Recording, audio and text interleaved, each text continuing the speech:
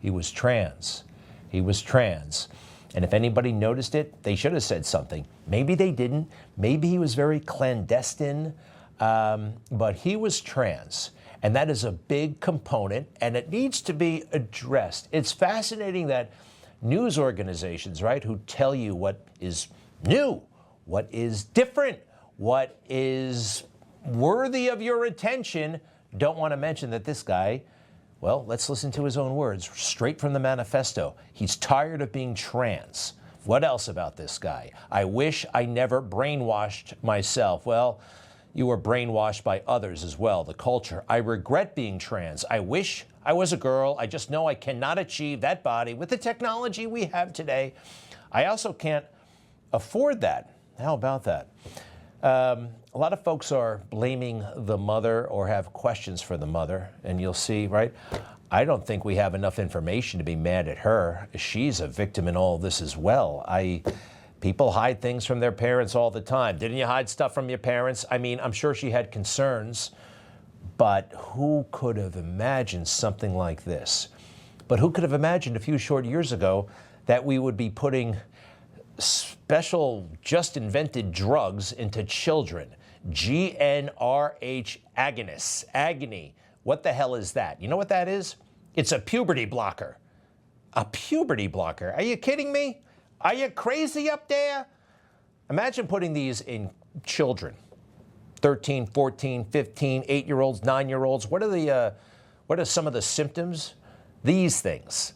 I don't think this goes well with childhood, any of those things, especially the bone density change and mood swings. Childhood is hard enough, and a lot of evil, powerful interests have put this in play. I think there's one good thing that could come out of last week's violence.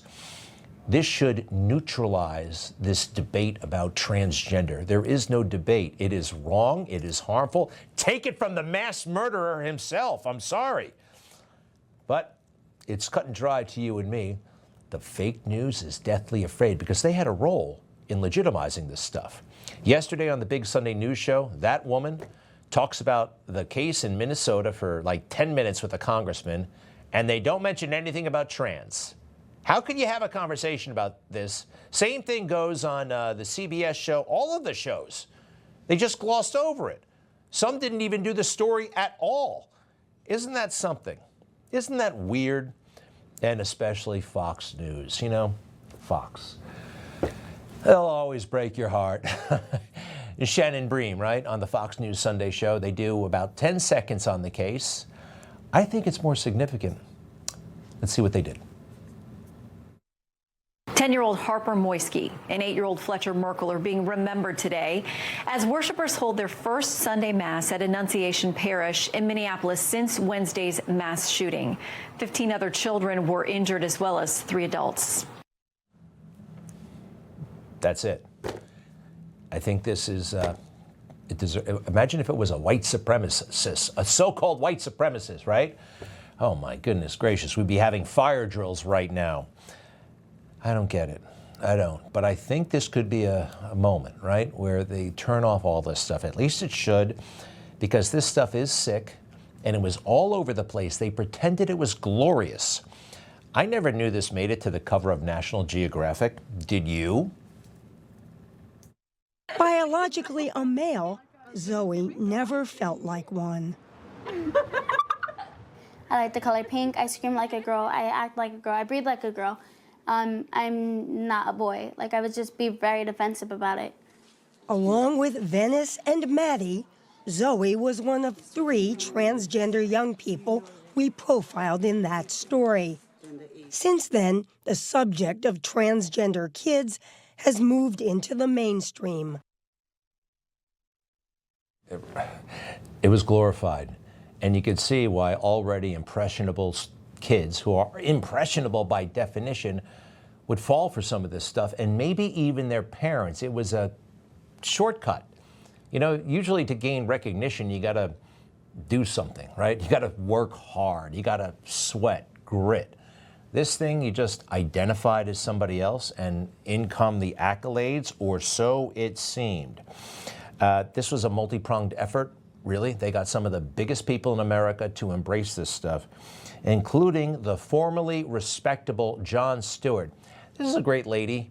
She's from Arkansas. I think she's the Secretary of State of Arkansas. And they said, you know what? We're not going to do this on children. Totally reasonable. Jon Stewart flies down from New York to try to embarrass her, but she's great. We passed a law to protect the children in Arkansas, and I think that's what is important.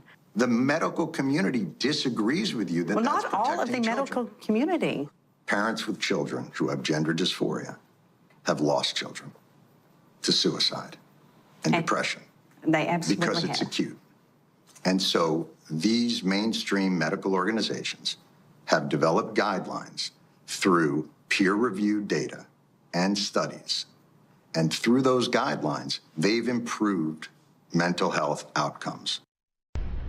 You know, everybody's reporting the same stories, the same spin. You turn the channel, it's always the same. But not us, we're different. We report the real news, no spin, just the facts. Turn to us and you won't turn back. Tune in to Rob Schmidt tonight on Newsmax.